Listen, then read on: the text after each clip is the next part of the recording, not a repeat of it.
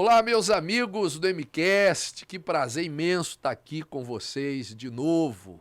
Hoje nós temos um convidado especial, muito especial, porque particularmente vai tratar de assuntos que me interessam muito, né? Ele é pastor do Templo Batista de Indianópolis, bacharel em teologia pela Faculdade Teológica Batista, mestre em letras, estudos judaicos, a gente vai falar muito sobre isto. E além de ter mestrado em teologia, curso de hebraico moderno, escritor, vamos falar sobre o seu trabalho, o seu livro. Hoje mostrei de manhã no programa de televisão. Teve gente que ligou querendo mais informações, pastor.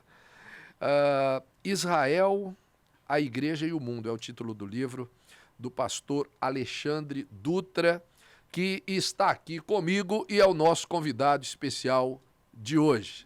Tudo bom, meu amigo? Graças a Deus, bispo. Shalom. Shalom. Shalom. Mashlom Ha, como vai sua paz, né? Por favor, Baruch como é? Hashem. Tudo bem, graças a Deus. Tudo bem, graças a Deus. Difícil a língua hebraica? Ivrit Safá Yafá Avá Kashá Meod. Em português, quer dizer, o hebraico é uma língua muito bonita, mas muito difícil. Muito difícil. Pelo amor de Deus, pastor. Não é mais para nós, né? Muito gutural. Olha, muito... é difícil. Você tem que puxar muito essa parte de arranhar, né, nas palavras. E conversando com um guia lá, numa das minhas viagens a Israel, ele estava falando das diferenças ali nessa forma de pronunciar, quando você fala ar é uma coisa, ar é outra, ar, né? Poxa, vai entender isso aí. Só para quem tem realmente ali o dom. Mas vale a pena. Quem tem interesse também, vale a pena.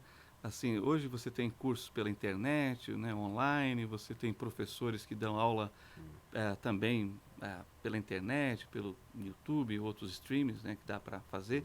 Então, quem tem interesse, vale a pena, pelo menos para ser introduzido no idioma bíblico, né, para poder ter aí ser alfabetizado, saber poder ler e consultar um dicionário bíblico, porque o hebraico é assim, se você não sabe, não foi alfabetizado, você não sabe, você não tem nem como consultar um dicionário para achar o significado das palavras. Então, precisa ser introduzido, ser alfabetizado. E eu vou te falar a verdade, o que mais eu acho difícil no hebraico não é nem a pronúncia, que para mim já é um terror. A escrita, né, é totalmente diferente. As formas ali das letras, né, divergem muito ali da nossa língua latina, né, de origem latina.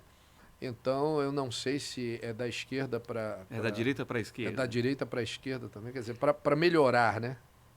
Para facilitar mais ainda o trabalho do indivíduo que quer aprender o hebraico. O interessante é que o pessoal fala, nossa, ele escreve do lado errado. Não, nós é que escrevemos do lado errado, porque eles vieram bem antes da gente. Tem a referência que chegou eles, antes. Né? E faz sentido mesmo, né? Se você observar, você vem aqui assim, ó. É mais fácil depois, quando você pega o jeito. Agora, o alfabeto hebraico, que são o pessoal fala os desenhinhos, né? Ele só é um monstro de 7 cabeças no início. Porque depois você vai se familiarizando. Né? E você acostuma. E aí é muito interessante, porque você pega qualquer literatura em hebraico, você pode não saber o que está escrito ali, mas você sabe ler pelo menos. E as pessoas olham aquilo e falam, como isso é possível? Né? Não, é porque você foi alfabetizado, você aprendeu o que é o Aleph.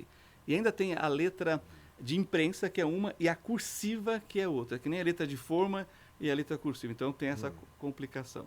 Mas a vantagem é que não tem maiúscula nem minúscula. Então tem vantagem e desvantagem. Não sabia dessa aí. E são só 22 letras. Então se você aprendeu as 22 letras, sabe escrevê-las, sabe ler, tá fácil aí. Desenrola. Aí deixa de ser esse monstro de 7 cabeças, porque a princípio realmente assusta, mas depois é até gostoso. Isso aí realmente é algo que a gente tem que tomar gosto ali para fazê-lo. E toda a Bíblia, doutor Alexandre Dutra, pastor Alexandre Dutra, toda a palavra de Deus, ela vem, né, do hebraico, do aramaico, né, tradicionalmente de uma escrita que, por mais antiga que seja, ainda é usada. Termos que eram ditos na época de Abraão, Isaac e Jacó são palavras que ainda são do uso cotidiano hoje, se você for em Israel, Tel Aviv, Jerusalém. Não é verdade? É interessante, guarda a raiz, né? Quando o Davi Ben-Gurion, que foi o primeiro-ministro de Israel, fez a declaração da independência em 14 de maio de 1948, ele fez a declaração em hebraico, né? E os estudiosos da língua dizem o seguinte, que se um profeta ressuscitasse e ouvisse o discurso dele, entenderia pelo menos 70%. Que coisa, né? A nossa língua portuguesa, por exemplo, ela traz mudanças e é uma língua recente, né? Nós tivemos uma reforma ortográfica aí, mais uma, né? Que mudou bastante coisa. Esses dias eu estava rindo aí, que eu estava vendo uma matéria antiga no jornal, onde estavam escritos assim, facto, né? Ainda como português de Portugal, farmácia com PH, e eu falei, meu Deus do céu, parece coisa não, tem 50 anos isso, né? Pouco mais ou menos. E o hebraico, ele realmente ele guarda ali a raiz da palavra. Você acha que isso aí faz parte somente ali da cultura, né, da língua, no sentido ali literário da coisa, ou é um conjunto? É um conjunto. Meu orientador, ele recebeu o Tanar, o Antigo Testamento, né, em hebraico contemporâneo. Ou seja, então a língua hebraica também é dinâmica e muda. Ele ficou horrorizado porque muda muito, né? Aí realmente se perde a coisa. Porque você tem a dinâmica da própria língua falada, o slang, né? As gírias, né? Palavras novas. E as palavras novas, por exemplo, né? O não neologismo. tem internet em hebraico, não há tradução para É interessante. para web design em hebraico. Como eles são um país, assim, depois que é alfabetizado em hebraico a criança, ela vai ser alfabetizada em inglês, que é justamente o contato com o mundo ocidental, né? Então, os países do Oriente Médio, que tem hebraico, árabe e outras línguas ali naquela região da Ásia, então eles vão obrigatoriamente ter que aprender o inglês para poder se comunicar com o mundo ocidental, né? Então, eles aprendem sim. Mas, por exemplo, a palavra para computador em hebraico moderno é marshev, que quer dizer aquele que pensa por você. Mas a palavra mouse em hebraico, eu nem lembro, porque não pegou. Então eles falam mouse. Eles repetem no inglês. Lá o português ele fala rato mesmo, né? Pois é, o português de Portugal, eles são bem mais diretos, né? São muito diretos. E pronunciam o inglês como lido em português, né? Se fala mouse, eles falam mouse. Eles são muito bairristas ali, principalmente em relação à língua, né? Que eu estava ouvindo português João Pereira Coutinho falando do Montanha. Eu falei, nossa, quem é esse Montanha? Preciso conhecer esse cara, é o Montaigne. Poxa, ele Montanha. Nossa, o Montanha falou isso, falou. Eu falei, pô, preciso conhecer esse Montanha. E falam isso com uma convicção absoluta. E errado não estão, né? Porque estão defendendo ali a sua pátria, né? Como diz o Fernando Pessoa, a sua língua portuguesa. O pastor Alexandre, a gente está falando aí sobre o hebraico, sobre língua e tal, mas assim, para o judeu, né? Para o judeu, guardar tradições é algo que realmente está ali enraizado, né? Faz parte do povo, né? Faz parte da cultura judaica. Dando aula em seminários e pregando, geralmente eu toco nesse assunto, né? Como é que a gente pode definir, por exemplo, as três principais religiões monoteístas em uma palavra? É claro que é um reducionismo, mas para ter um começo e partir dali para entender justamente essas três religiões. Então eu pergunto, cristianismo em uma palavra? É fácil, amor, né? Então, daí você já começa a entender a questão da fé cristã. E o islamismo? O islamismo tem uma palavra que marca, que é muito forte. É claro que você tem que conhecer, estar envolvido para saber, para chegar nessa palavra. Muitas outras poderiam definir também, mas para mim, a que mais define é honra. Por isso que a coisa com o Islã, com os muçulmanos, tem essa pegada, sabe, de esse ressentimento, essa coisa da vingança, porque eles têm a questão da honra. Dos 99 nomes de Alá, que é o terço islâmico, não tem a palavra que Alá, né, o Deus islâmico, é amor. Eles falam que é a 100ª palavra que perderam. Mas a palavra que vai girar em tudo, nesses outros nomes, é honra. Então, o Islã é baseado na honra. Já o judaísmo, em uma palavra, seria tradição. É exatamente isso que você falou. Eu fiz judaísmo, né? Um centro da cultura judaica, antes de fazer o meu mestrado. É um curso? É um curso feito pela comunidade judaica, ali no Centro Cultural Judaico de São Paulo, na Estação Sumaré, naquele prédio que é em formato de um rolo aberto da Torá. No Hebraica, não? Não, é não sabe o metrô Sumaré? Ah, no Sumaré, tá. Então, eles têm um prédio ali, que é o formato de uma Torá aberta, o rolo da Torá, da lei, do Pentateuco. Eu estudei judaísmo lá e outros cursos lá, hebraico também e outros cursos. A minha professora, falando sobre as festas, ela contou, ela ilustrou da seguinte maneira o Pessa, que é a Páscoa judaica. O Seder de Pessa leva 4, 5, 6 horas para realizar. E todo ano é a mesma coisa. Então as filhas falaram assim: mãe, esse ano nós vamos fazer o Seder de Pessa. Ela, ai, que maravilha. E o que seria o Seder de Pessa? É a ordem da Páscoa. Passo a passo, que leva 5, 6 horas.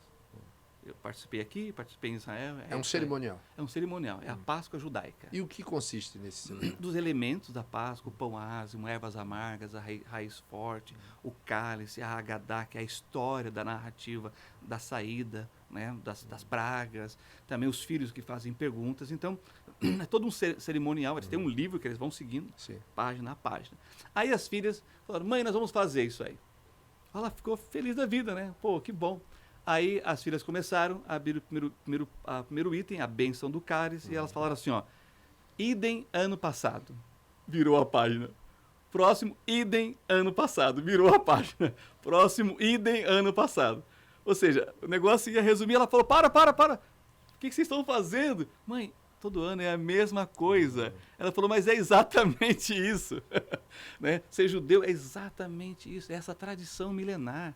É viver como os apóstolos, os patriarcas viveram, os juízes, né? Os profetas, os reis de Israel. Né? Então, essa é a definição de judaísmo, tradição. Todo ano eles têm a Páscoa, todo ano eles têm as festas judaicas. Todo Shabat eles estão na sinagoga. Agora, aqueles que praticam o judaísmo, porque você tem os grupos, você tem o liberal, Sim. tem o secular, Os ortodoxos. aí você tem os ortodoxos, você tem os tradicionais, né? Você tem os reformados. Tem reformados. Você sabe uma coisa no que eu achei judaísmo. engraçada lá em Israel? Sim. Eles têm tipo uma sátira, eles fazem uma piada, como nós fazemos com os portugueses, e os portugueses eles fazem com os alentejanos. É engraçado, porque eles não zoam do brasileiro, eles zoam do povo do Alentejo, pessoal que vem da região do interior. Então, eu não sei agora a que grupo pertencem, mas os tradicionais lá de Jerusalém, de Israel, eles meio que fazem uma sátira assim, com aquele judeu meio desajeitado, que vem de países assim não tradicionais ali, que estão ali. Vieram judeus de mais E de eles 100 riem países. muito. Eles riem daquele judeu meio desajeitado, sabe, que não coloca ali o talit de direito, que não usa, né, o kippá de maneira certa. E eu não conhecia esse lado assim, né, engraçado, né, da zoeira, né, que tem ali entre os próprios judeus, assim, com aqueles que são agregados, vamos dizer dessa forma. Então, veja bem, Israel recebeu judeus de mais de 100 países diferentes. Primeiro é como esse povo vive de forma, né, harmoniosa, porque 100 países diferentes, é cultura, é língua, é costumes, muito diferente. Mas eles conseguem conviver, isso já é uma coisa. Agora, realmente, eles têm... O humor judaico é muito forte. Então, você tem livros de humor judaico, que são muito bons mesmo. Né? Como eu tive ali várias ocasiões de um Bom Retiro, um bairro tradicional judaico, mas agora os coreanos tomaram conta, mas eu aprendi muita piada judaica ali. Então, eu sei algumas, posso até... Que bom. Me ensina umas que eu tô me mudando para Moca essa semana, então eu vou ter que conviver ali, que também é uma área de reduto. Sim. Tem uma sinagoga ali, de judeus. tradicional. É verdade. Bom, tem uma piada que eu vi de um senhor, já justamente pegando os coreanos, envolvendo os coreanos. Né? Um judeu viu um coreano do outro lado da rua, atravessou, né, e deu um soco no ombro dele. Aí o coreano parou e falou: o que é isso? Ele ficou maluco, me agredindo? Porque vocês atacaram Pearl Harbor. Aí ele falou, não, foram os japoneses japoneses. que atacaram o Pearl Harbor. Ele falou, então me desculpa, né? Aí no outro dia, o judeu estava do outro lado da rua e o coreano passou e viu ele. Foi lá e deu um soco no ombro dele, descontou. Descontou. O que é isso? Você fica maluco? Eu já não te pedi desculpa ontem? Não, é porque vocês afundaram o Titanic. Foi o iceberg que fundou o Titanic. Ele falou, pois é, Spielberg, Rosenberg, é tudo a mesma coisa.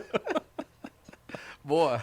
Ou seja, eles fazem piada com o povo com quem eles convivem. Sim, sim. Então o humor judaico é ótimo, pastor. Vale a pena. E é um povo querido, né?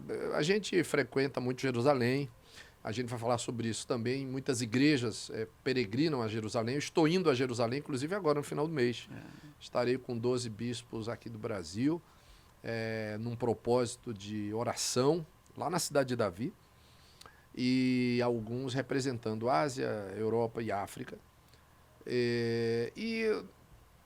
Poxa, diante de tantos lugares que a gente conhece no mundo, é muito comum você ter algumas eventualidades, né? Em situações ali que você está em outro país, você sente ali muitas vezes um preconceito, né? Mas assim, em Israel eu vou te contar a verdade, eu não sei se o pessoal está acostumado ali a receber muito turista, mas você não tem nem relatos raríssimos assim de um incidente como este, assim, de uma intolerância. Não, são pessoas super ordeiras, super, né, entende ali o próximo, né, não comunga da tua fé, né, mas respeita, né, pelo menos nós tivemos essa visão hoje, né, de um país que tem seus conflitos milenários, não é de hoje, tem seus problemas, né, tem suas guerras, né, mas aquilo ali não passa para o cotidiano da vida do cidadão. Exatamente. Eu tive a oportunidade de tirar um ano sabático. Fiquei 6 meses lá em Jerusalém com a minha família. E tivemos nosso estágio transcultural lá. Pude estudar o hebraico moderno, viajamos pelo país, norte, sul, leste, oeste, fomos para o Egito, Jordânia, tivemos boas experiências. E quando realmente mudou o clima, que foi para o inverno, nós chegamos no verão. Chegou o inverno, além do pessoal da nossa comunidade judaico-messiânica lá, dos crentes de nos emprestarem aquecedor, roupas de inverno, os nossos vizinhos israelenses também se preocuparam com a gente. E quando acabou o verão e que começou o ano letivo lá, eu fui com meus filhos pequenos, né? Isso em 2005 para 2006, de lá para cá a gente tem voltado para Israel. Também faço caravanas, levo caravanas. Bom, e aí, o meu filho mais velho, minha esposa é professora, então, para não perder aquele semestre, ele já estava no primeiro ano, a minha esposa é professora, ela falou, leva o material da escola, do colégio, e passo para ele, e ele não perde o ano quando a gente voltar para o Brasil. A nossa vizinha, Raya, eu fazia caminhada com ela todo dia de manhã, antes de ir para a Urpan, que é a escola de hebraico para estrangeiro. E ela tinha um problema na coluna, já era uma senhora idosa, e ela então falou, vou te ensinar o Ivrit Yom Yom, hebraico do dia a dia. E nós fizemos vários passeios. Mas quando terminou as férias, ela falou assim, Alexander, porque não consegue falar Alexandre, aí vai para o inglês que é mais fácil. Ela falou, vem. Eu fui. Ela parou na frente da escola e disse assim, essa escola aqui é boa, meus filhos estudaram aqui, e você vai matricular o Nicolas aqui. Para ele estudar aqui. Eu falei, Raya, minha esposa é professora. Não, ela tem que estudar aqui. Ou seja, eles nos receberam, nos absorveram, era um ano sabático, mas ela queria que eu estivesse com eles. Mas por que essa hospitalidade? Porque eles foram estrangeiros. Né? Então eles têm que receber bem os estrangeiros. Está na lei deles. E eles são assim. Eles recebem bem os estrangeiros. Porque eles foram estrangeiros. Agora, a questão da intolerância. De fato, eles buscam diminuir o máximo essa coisa da intolerância, porque eles já sofreram muita intolerância. Talvez as maiores vítimas, né, da intolerância historicamente religiosa. Né? Por suas convicções, por sua fé. Né? O que a gente viu no mundo, né, abismou o planeta. Até hoje. As imagens do Holocausto as histórias do Holocausto, o terror do Holocausto, né, assombra até hoje. Toda a comunidade não judaica, qualquer ser humano fica aterrorizado com as barbáries que ninguém imaginava que poderia acontecer, né, por conta do ódio a um povo, né, a uma nação, na verdade, que não fazia parte da guerra. Né? Se você for prestar atenção, expiatório, né? exatamente, o inimigo eram outros, mas as vítimas ali, né, todo o ódio ali era destilado justamente ao povo judeu. E não é de hoje, né, pastor? Né, Israel já foi assolado várias vezes, né, por várias circunstâncias e por nações diferentes. Né? Já houveram inimigos ali que vieram da Babilônia, do Egito, de Roma. Então veja que a história do povo judeu, a vida de um judeu não é fácil. É uma vida de luta. Por que isso? Exatamente. Assim, você falou de ir para Israel. Bom, existem lugares maravilhosos em Israel que a gente fica encantado. E o contraste da tecnologia com ruínas de 3.000 anos atrás, coisas assim realmente, né, da época do rei Davi até anterior a ele, é impactante. Mas tem um lugar que eu não posso deixar de levar um grupo, que é no Yad Vashem, que é o Museu do Holocausto. O Museu do Holocausto. E você não vai ver sangue, mas a pessoa entra num lado, ela sai depois do outro lado, ela sai transformada. E tem a ala infantil que é de realmente partir o coração. E aí você tem uma parte, né, uma ala à parte, que você passa, você só ouve o nome das pessoas que morreram, das quais 1,5 milhão de crianças. Aí você faz a pergunta, né, o que essas crianças fizeram? Nada, nem os adultos.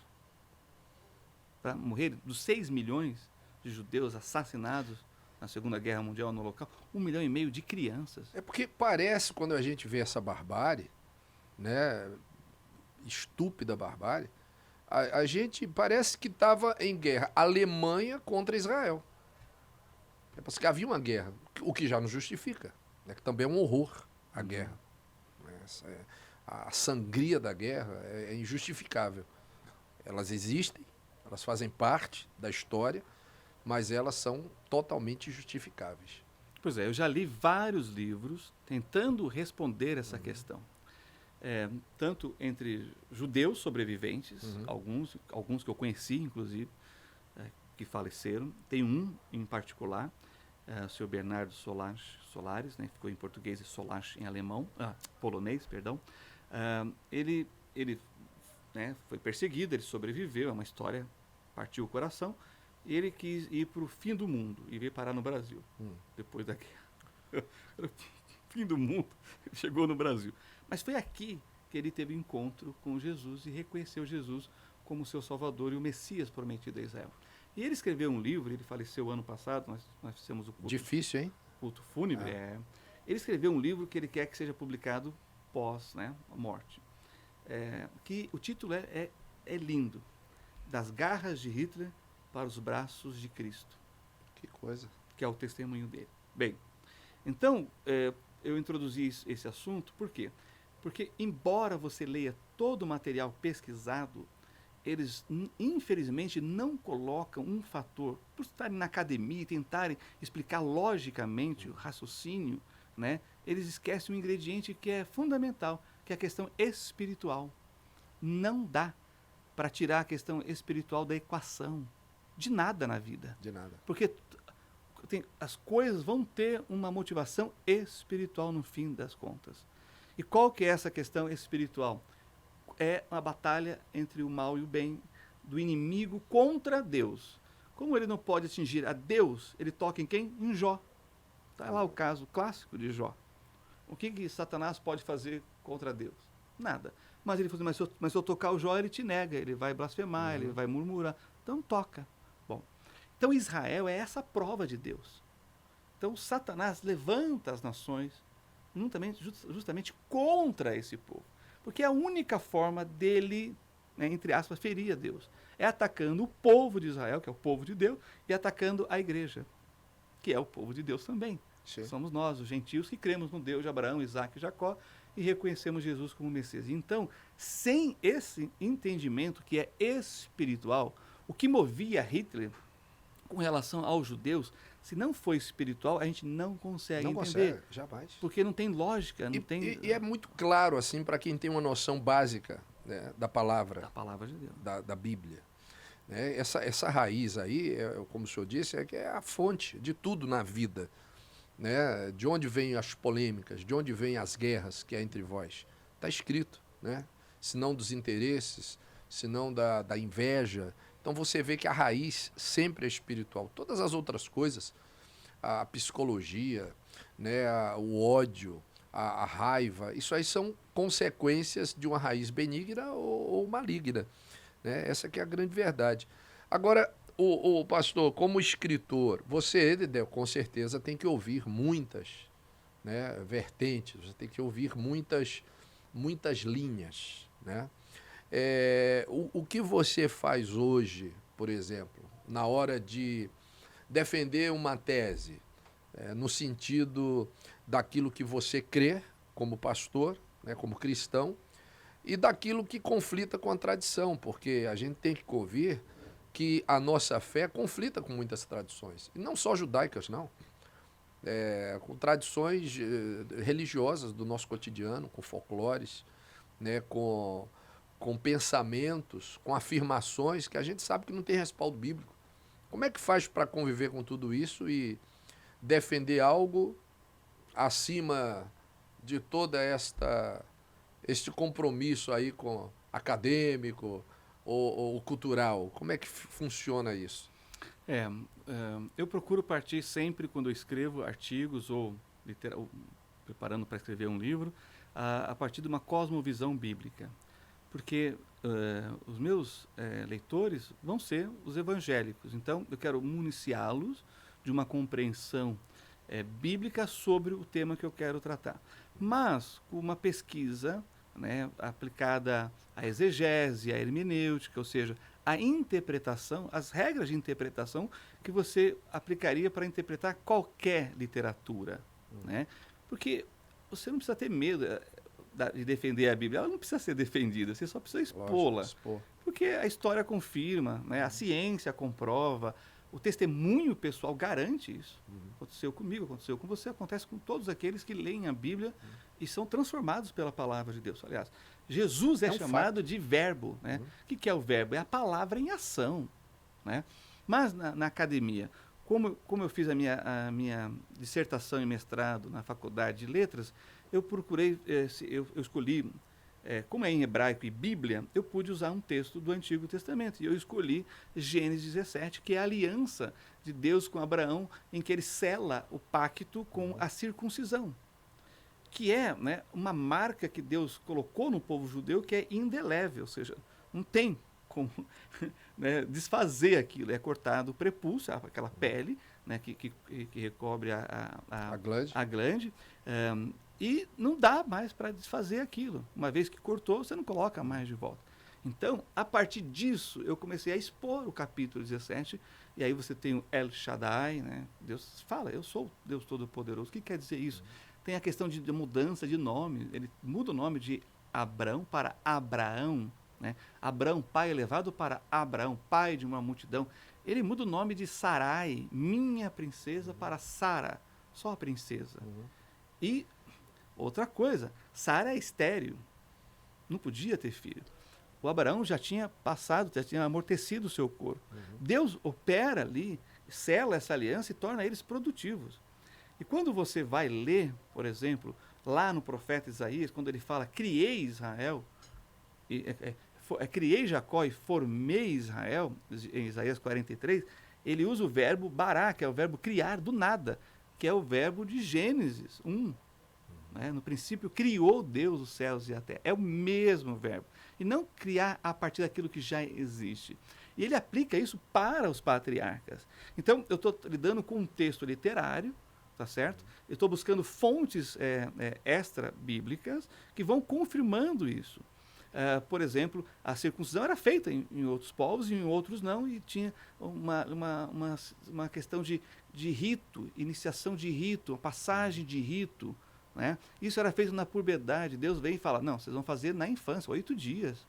Cientificamente, é o momento em que há maior coagulação de sangue.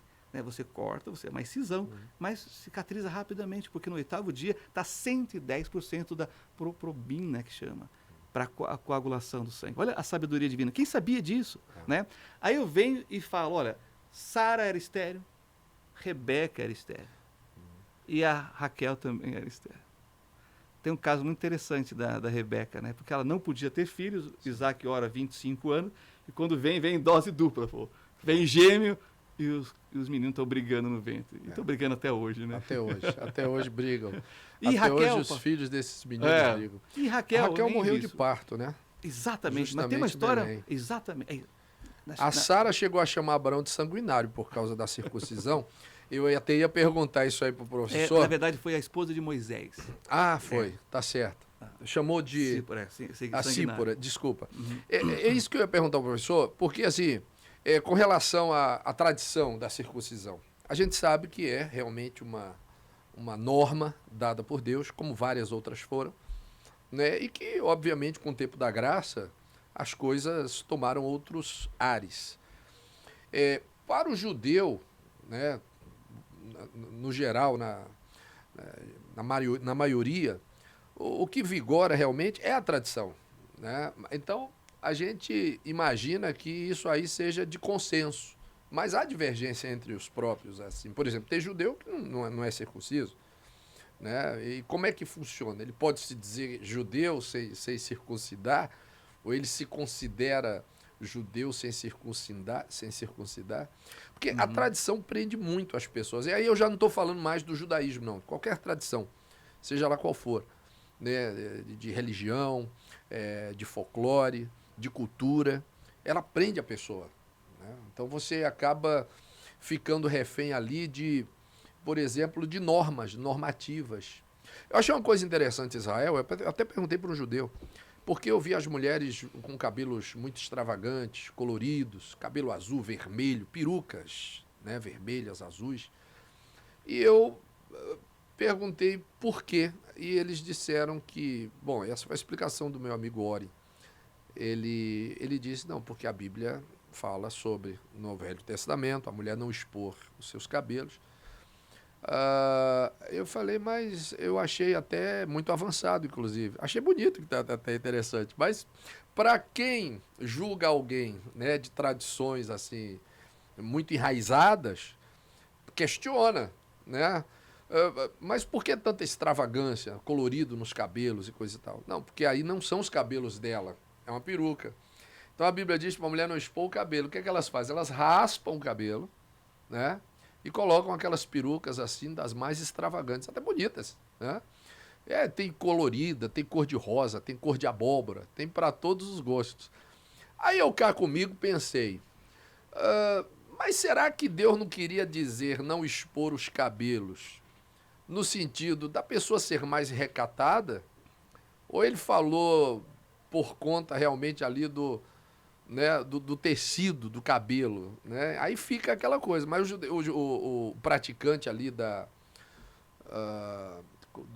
como é que eu diria assim, da regra, né? E aí não é judeu, vale para qualquer um, para cristão, para católico, para qualquer pessoa. Ir ao pé da regra realmente pode atrapalhar e muito a vida espiritual de uma pessoa, né? Bom, falando das judias ortodoxas, aí as perucas são mais discretas, embora são muito parecidas. Essas outras coloridas já não é uma linha ortodoxa. Mais conservadora. Não é. É realmente totalmente diferente. Bom, mas pensando na ortodoxa, primeiro que eles não evitam filhos. Então, você vai ver uma mãe judia, se ela tem os cabelos ainda, porque quando casa, aí raspa, né? Mas depois pode deixar crescer. Só que é muito mais trabalhoso. Você vai encontrar mães judias com lenço, são aquelas que têm o seu cabelo natural, mas elas não conseguem cuidar do cabelo porque eles não evitam filhos. Então, são vários filhos. Então, é mais fácil você colocar um lenço na cabeça e sair. E estar discreto, entendeu? Na questão da submissão ao marido, que é por isso que raspam o cabelo. Tá bem? Agora, aquelas que usam a peruca também, por estarem sempre bem alinhadas e a praticidade da vida. Isso você vai ver na cultura dos anos 70, 80 nos Estados Unidos. Foi um grande boom nos Estados Unidos, essas 2 décadas. Os Estados Unidos, bom, já vem desde a Primeira Guerra, a Segunda Guerra e ali. Então, foi durante o tempo uma moda. E existe ainda esse mercado das perucas, né, entre os americanos e outros povos, inclusive o judeu especificamente. Aí a questão da praticidade e a submissão ao marido. Bom, agora, quando você pensa no contexto de Oriente Médio, as mulheres muçulmanas, elas usam o véu. E por quê? Porque mexer no cabelo é o ato de mais sensualidade da mulher. E é bom evitar. No mundo islâmico, eu estou falando. Mas você percebe que a cultura está muito próxima ali? Sem dúvida. Mas aí eu já não percebo, por exemplo, no caso da cultura islâmica, a troca, né? No sentido de não posso mostrar o cabelo, mas então eu vou usar um artifício aqui. Eu raspo o cabelo e mostro um outro cabelo, né? Então eu não vi essa, como é que eu poderia dizer, essa flexibilidade, essa inteligência, né, de poder assim, vamos dizer assim, burlar, né, entre aspas ali o recomendado, né? Enfim, é uma discussão que não vai chegar nunca a fim, a consenso, porque você vai debater tradições com coisas que são muito lógicas, né? Às vezes muito lógicas. Agora, é claro que nós estamos falando de tradições que são parve. Em hebraico você tem aqui o caché, que é apropriado, o parve, que é neutro, e o lo caché, o não apropriado. Isso é parve, isso é neutro, tá certo? Agora, existem tradições que são contra a palavra de Deus. Essas tradições não são boas tradições. Sim. Essas devem ser evitadas. E você pode pecar, né, por excesso ou, né, por liberdade demais. Ambas vão beirar o negar o que está escrito. Jesus disse: vós, pelas vossas tradições, invalidais a lei de Deus. E, de fato, existem muitas tradições que são boas. Nem estão na Bíblia, mas são boas. Agora, existem outras tradições humanas que vão de frente, né, confrontam o que diz as Sagradas Escrituras. Essa nós devemos tomar muito cuidado. Essa nós devemos evitar.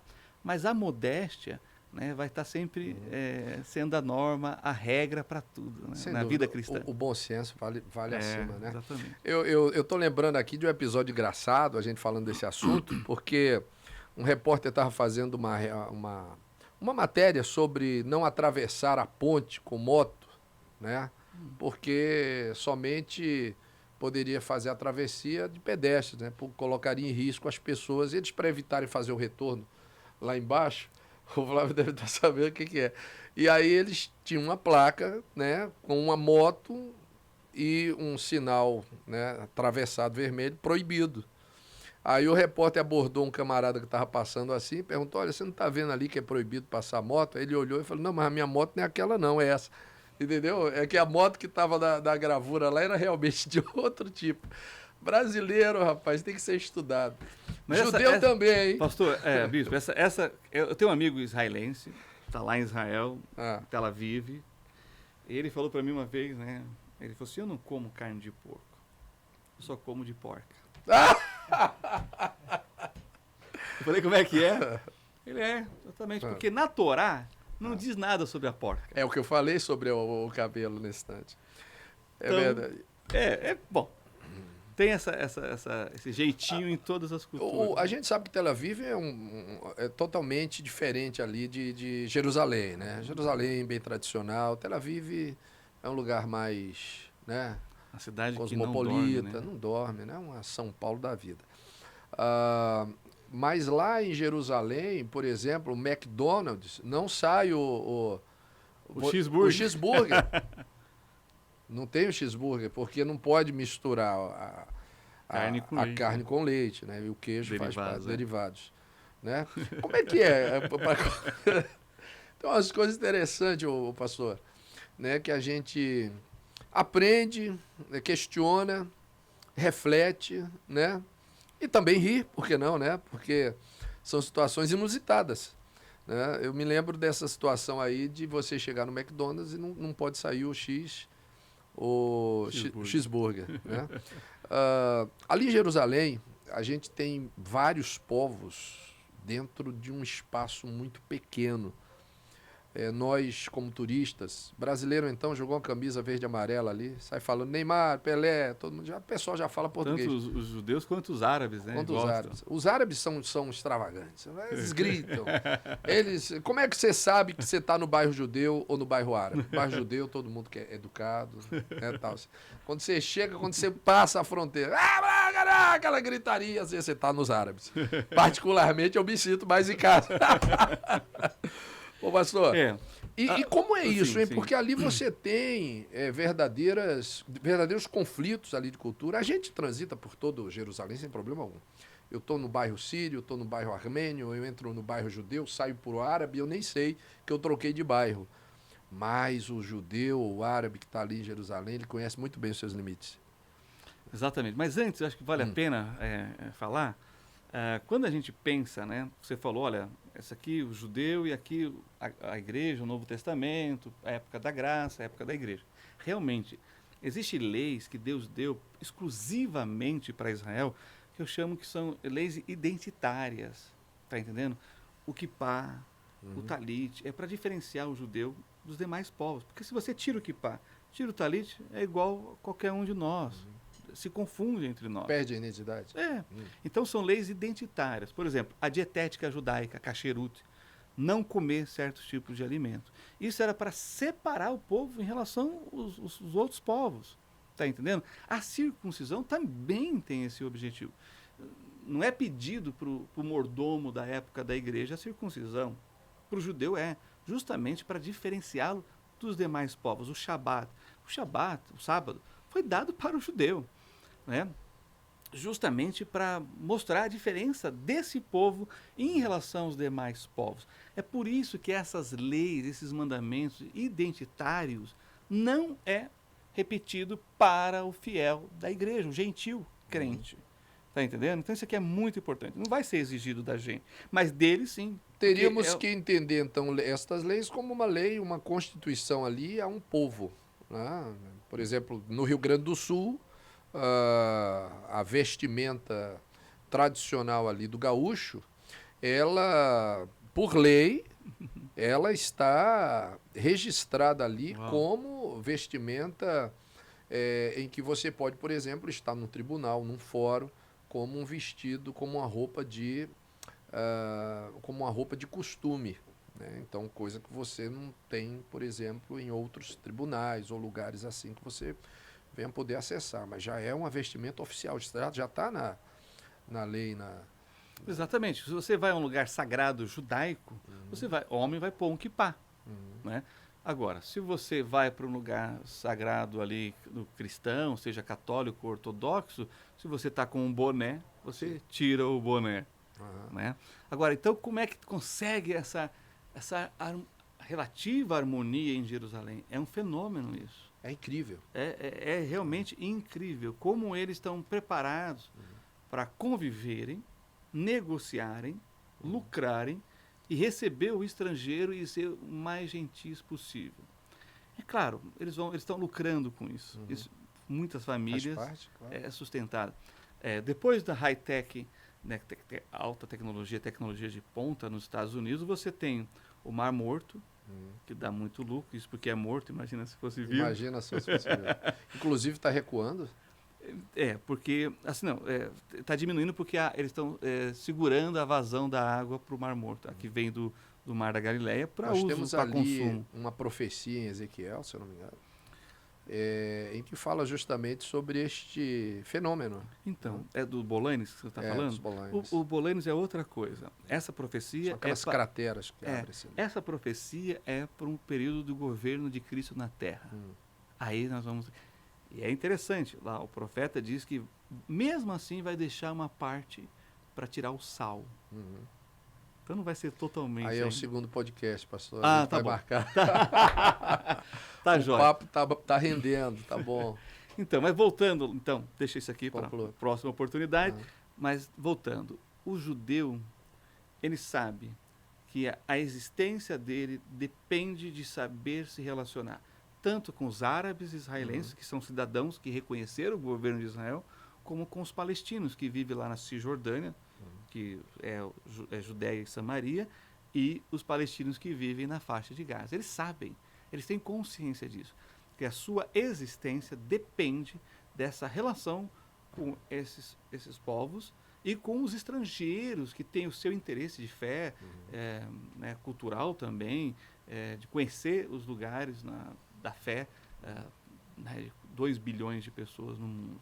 Então, como eles foram espalhados no mundo todo e voltaram para Israel, embora sempre houve o remanescente da terra, sempre houve os judeus que estão lá 10, 15 gerações, 20 gerações, mas debaixo de governos estrangeiros, mas sempre estiveram lá.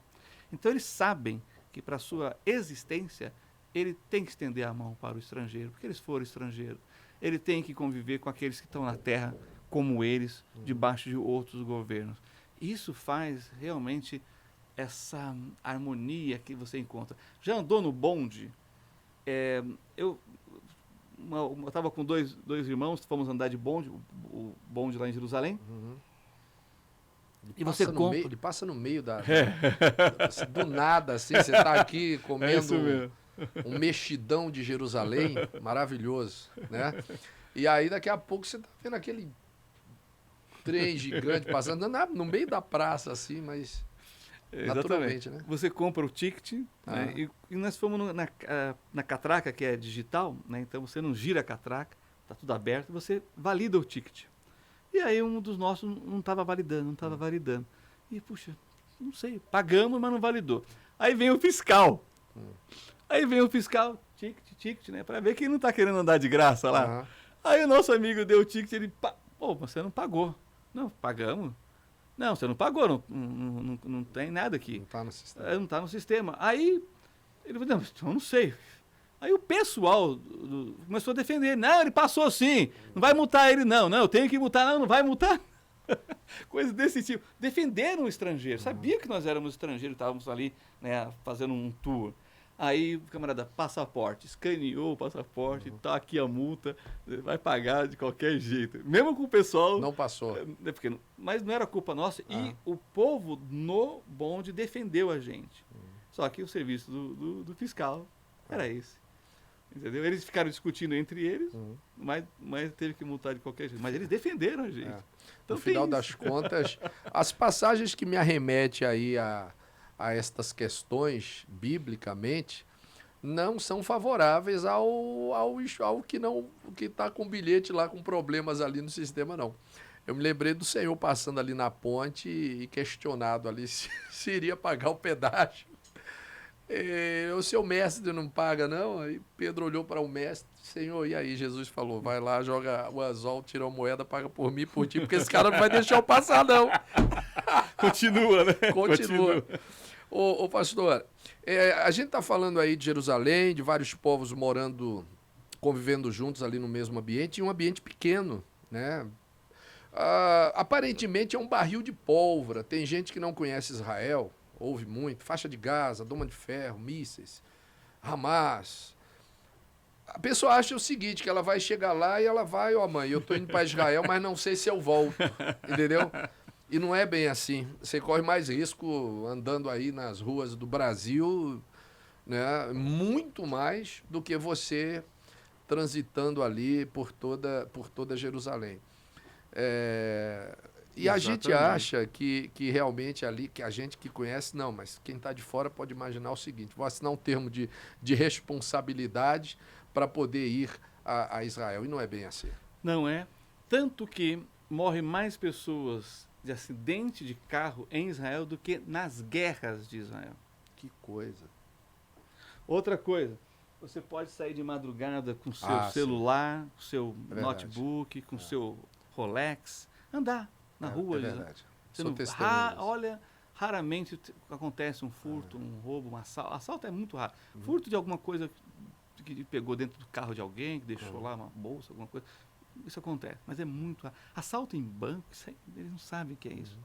Tá entendendo? E outros tipos de... Então é muito seguro. Eu andei de madrugada com meus filhos, com a minha esposa. A gente ia para para a praça pegar Wi-Fi de graça em 2006. Imagina, já tinha Wi-Fi de graça em Israel em 2006. A gente falava com o Brasil, né, o fuso horário e tal, e estávamos lá na praça usando notebook ali na madrugada, conversando e falando com a família. É muito seguro. E em contrapartida, você fica impressionado porque você vê aqueles adolescentes, né, aqueles jovenzinhos, peculiarmente como jovenzinhos, divertindo-se ali na sua jovialidade, na sua inocência.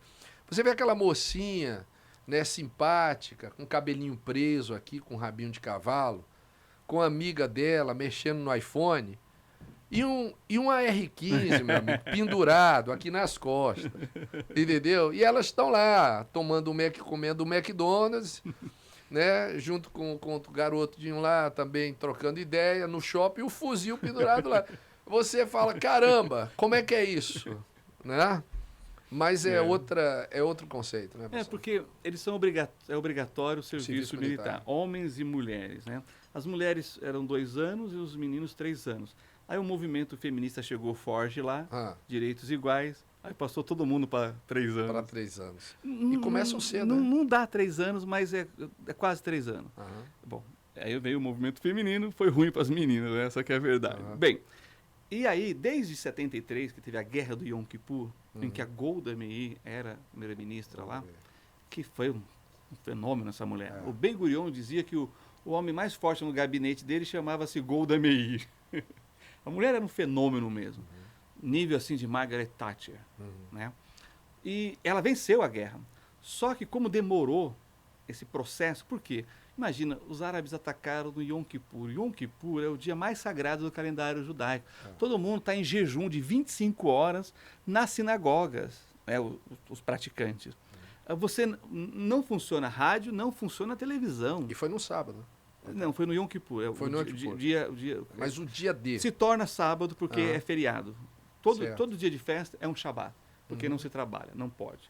Eles não têm a palavra feriado. Certo. Então eles falam Shabat, porque é o dia de descanso. Mas é o Yom Kippur e esse é um dia mensal e não semanal. É a festa mais importante para o judaísmo, o dia do perdão. É a data mais sagrada do calendário judaico na questão de festividade. O inimigo, obviamente, espertamente achando vou pegar todo mundo desprevenido, atacou. Ela venceu a guerra, mas a baixa foi muito alta.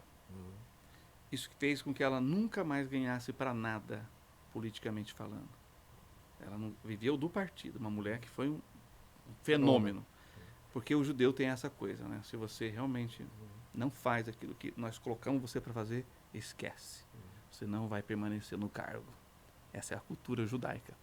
Eu vi um primeiro... Eu tive diferente aqui da nossa, igualzinho né? o Brasil, né? Igualzinho, é a mesma coisa, né? O camarada fez o que fez, você aprontou, não fez o que era para fazer, ninguém viu nada. Eu conheci o prefeito de Jerusalém, ele se tornou primeiro-ministro, apareceu $100 mil na conta dele, ele não soube explicar, ele foi para a cadeia. Igualzinho. Prefeito de Jerusalém. Que se tornou primeiro-ministro. Ehud Olmert. Saiu agora da cadeia. Pô, isso aí faz tempo. Eu estava lá quando o presidente de Israel, Moshe Katsav, foi acusado de assédio sexual. Foi julgado por uma juíza, está preso até hoje. Presidente de Israel e primeiro-ministro. Bom, então, como a Golda Meir, ela venceu a guerra, mas perdeu... Teve baixas. Teve muitas baixas. O que eles decretaram? Todo jovem vai levar o fuzil para casa. Esse é um dia de folga dessas meninas e dos rapazes. Então, eles não podem se separar da sua arma. Estado de alerta. Estado de alerta constante. Os soldados, aqueles que estão em ativa. Quer dizer que surgiu justamente dessa situação. Que coisa interessante, professor. E é interessante, sei que você falou comer no McDonald's. Eu fui levar meus filhos para comer um McDonald's. E aí estão os soldados, tudo fardado. E está lá um segurança armado, você sabe. Você abre a bolsa, passa detector de metal, ninguém entra nos lugares de aglomeração sem detector de metal e sem o segurança. Está lá o segurança com a pistola na cintura, um soldado com o fuzil, ele está dizendo, não, você não vai entrar. Não, eu quero entrar, eu preciso entrar, eu sou soldado. Por quê? Porque ele estava com a farda, o fuzil, mas não estava com a Teudat Zeut, ele não estava com o RG dele. Os outros soldados entraram no McDonald's, compraram o lanche dele, entregaram para ele, ele comeu fora, e os outros comeram dentro. E o segurança não deixou o rapaz fardado com um fuzil, com os colegas Militar. entrar, porque ele não estava com RG. Que coisa. Simples assim. Olha como funcionam as coisas. Como funciona, né? É uma coisa espiritual. E na igreja, pastor, os soldados com os metralhadores, os fuzil, louvando a Deus. Louvando a Deus, é. E as metralhadoras assim, encostadas no banco, e você do lado, e cai um Sim. fuzil do seu lado, assim. Não se preocupa não, tá travado. Meu Deus. Aqui a gente vê ainda criança passando com fuzil aí, Oh, mas é meu outro conceito, infelizmente. Né? Nos morros, nas comunidades, nos bairros e, por que não, também nos condomínios de luxo, né? É menos exposto, né? Não há necessidade daquela ação específica ali, mas a gente torce pelo Brasil, ora pelo Brasil. Mas é aquele negócio, né? O que vale é quem é o teu Deus, né? A quem você serve. Diga-me quem adoras, que eu te direi quem és. Eu mudei o ditado agora, tá bom? Excelente, gostei. Então você vai ter características realmente bem definidas daquilo que você, de fato, acredita. Eu quero aqui... poxa, o bate-papo tá tão gostoso, estão me dando recado aí. O bispo, eu já estourou a hora. Não tem hora que não, filho. Quem faz horas é a gente. Deixa eu mostrar aqui, olha, que presente, que lembrança bonita que eu ganhei aqui, né? Do Dr. Dutra, do pastor Alexandre Dutra. Qual é a câmera? Vocês aqui. Aqui, ó. Olha só que lindo. É uma estrela de Davi, né? A estrela de Davi. E aqui o cartão do Amigos de Sião.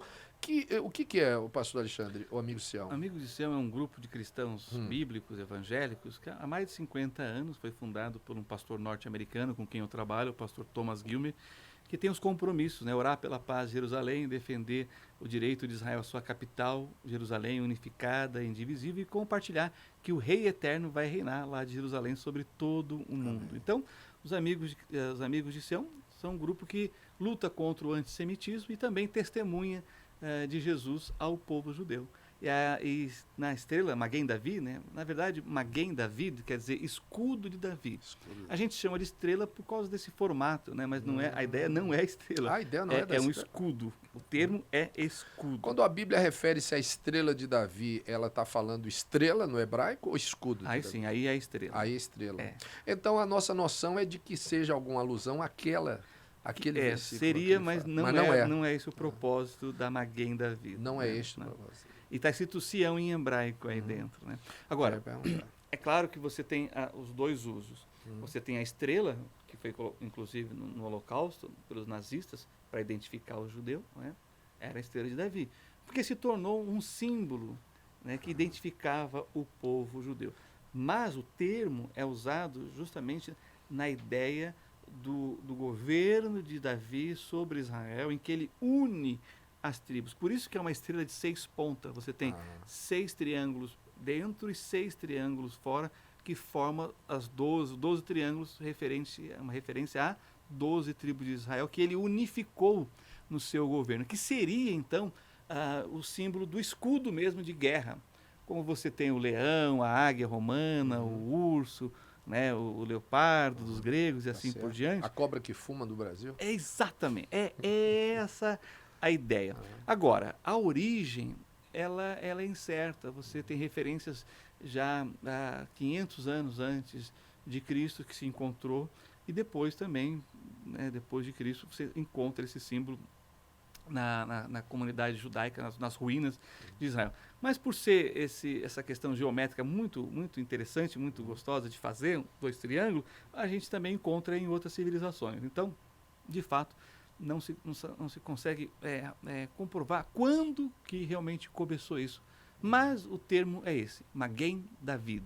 Maguen David, que é escudo de Davi. Escudo de Davi. Corra é que é estrela. Corravim, estrelas. Aí é bem diferente. Olha só, vivendo e aprendendo, tá vendo? Eu não sabia dessa particularidade. Eu sempre achei que fizesse realmente, do ponto de vista da tradição do hebraico, alusão à estrela, né? Não. Quando, na verdade, ela representa, então, o escudo. A defesa, né? A defesa, né? Meu querido pastor Alexandre Dutra. Alexandre Dutra. Nós estamos aqui vendo seu livro aqui, né? Israel, a Igreja e o Mundo. Ele já está publicado Vai ser lançado esse mês. este Ele mês. sai esse mês. Ah, que bacana. Então já estamos fazendo uma promoção, uma pré. pré-venda, né? Uhum. Então, qual é a ideia desse livro? São 22 artigos que eu escrevi de 2017 a 2022 no site Gospel Prime, trabalhando justamente esses temas que discutimos aqui rapidamente, né? En passant, como diriam os franceses. Tá Então, certo. ali eu trabalho vários tópicos assim, e essa relação de Israel, a profecia bíblica, Israel e a igreja. Ou seja, quando a gente entende Israel, a igreja e o mundo, e a liga da questão profética, que nós até mencionamos aqui também, quando você entende essas coisas, fica mais fácil de compreender a sua leitura bíblica. Sem dúvida. Então, são artigos que ajudam a compreender a igreja e a relação com Israel, a igreja com relação ao mundo e Israel com relação ao mundo diante das profecias bíblicas. Então, eu falo sobre vários assuntos ali que vale a pena adquirir para ler. Vou esperar com expectativa, porque eu quero adquirir o meu. E você também que desejar, os contatos estão aí no rodapé do seu vídeo. Pastor Alexandre, deixa para a gente também suas redes sociais, um contato para informações. O senhor trabalha também com turismo, com caravanas, né? Exatamente. E com grupos para Israel, com passeios. E leciona também, dá cursos. Uhum. Por favor, deixa seus contatos aí para a gente poder também aproveitar. Tá certo, foi um prazer, é sempre gostoso a gente estar sentado e conversando assuntos tão prazerosos né? para aqueles que creem, né? E para aqueles que querem conhecer e entender o mundo ao nosso redor, numa perspectiva bíblica, judaico-cristã, né? Não é verdade? Então, meus contatos, eu tenho pessoal WhatsApp, então é 975-332159, o código é 11. As mídias sociais é do Grupo Amigos de Sião, eu não tenho. Então é o Facebook dos Amigos de Sião, YouTube nos Amigos de Sião, Instagram também nos Amigos de Sião, e temos também um site de notícias chamado Notícias de Sião. Mas é só acessar e me mandar uma mensagem para mim que eu sempre acompanho e respondo. E a caravana dos Amigos de Sião, ela tem assim um enfoque um pouco diferente. Ela tem a ideia de passar justamente essa ideia sionista, ou seja, a ligação do povo com a terra e a terra com a Bíblia e a Bíblia com a fé. Não só a fé judaica, mas a fé cristã. Então, entender isso, porque o que me preocupou em muitas caravanas? O pessoal vai para Israel, usufrui, mas ele não consegue ver o povo. Tem tanta coisa para ver que ele não vê o povo. A nossa ideia é apresentar o povo para ele. Como é que a gente faz isso? Eu tenho amigos judeus, crentes brasileiros, que creem em Jesus, que moram lá. E que são professores, né? São mestres, são pessoas bem-sucedidas. Então a gente faz uma noite com eles. Então você tem a oportunidade de perguntar para um judeu em Israel, mas um judeu que como nós, crê em Jesus. Então a gente tem o melhor dos dois mundos. Nós temos tanto o Antigo quanto o Novo Testamento. Nós temos tanto a história de Israel quanto a história da igreja que começou em Jerusalém. Então a gente tem esse plus, né, a mais aí, que é justamente essa ideia do Amigos de Sião. Porque, bispo, a gente sabe, o lugar é maravilhoso, mas o que encanta mesmo e marca a gente são as pessoas, né? As experiências que ficam, geralmente, são aquelas que você está ali, pessoalmente, lidando com o outro, né? Aprendendo ali. Num lugar santo, num lugar bíblico, num lugar maravilhoso. Não tem como falar de Bíblia sem falar de Israel, é impossível. Você não tem como uma coisa estar inerente à outra, né? Então, é uma experiência incrível. Você pode procurar então o professor Alexandre Dutra, pastor também Alexandre Dutra, e estão todos os endereços aí, rede social, contatos, e nós vamos marcar aí, com permissão de Deus, o segundo podcast, porque faltou muita coisa, tem muito assunto para a gente debater. Lembrando que há diferenças também. A pessoa acha que, por exemplo, tem judeus árabes, tem judeus israelitas. Qual a diferença? Meu Deus, confusão. O que é israelita? O que é hebreu? O que é judeu? Como é que o cara é árabe e é judeu? Isso está tudo errado. O pastor Alexandre vai voltar aqui num próximo podcast, que eu tenho certeza que esse aqui bombou, é sucesso. E a gente vai bater mais um papo, falar mais um pouco, né, com a permissão do Pai, a gente pode ter aí um segundo encontro. Valeu, meu querido. Foi um Um prazer, abraço, Bispo. prazer imenso estar com você. Parabéns aí pela iniciativa do podcast. Que Obrigado. Deus abençoe, seja um sucesso para a glória de Deus, para a edificação do povo de Deus, para também chamar a atenção, né, da fé para aqueles que ainda não tomaram aquela decisão mais importante da vida, que é crer e receber Jesus como Salvador. Né? Obrigado, pastora, por nós. Divulgar o Evangelho a toda criatura e de todas as formas. Muito obrigado pela presença, meu querido pastor Alexandre Dutra. Nós ficamos por aqui no nosso podcast. Um abraço para todo mundo, fiquem com Deus e até o nosso próximo encontro, com a permissão do Pai.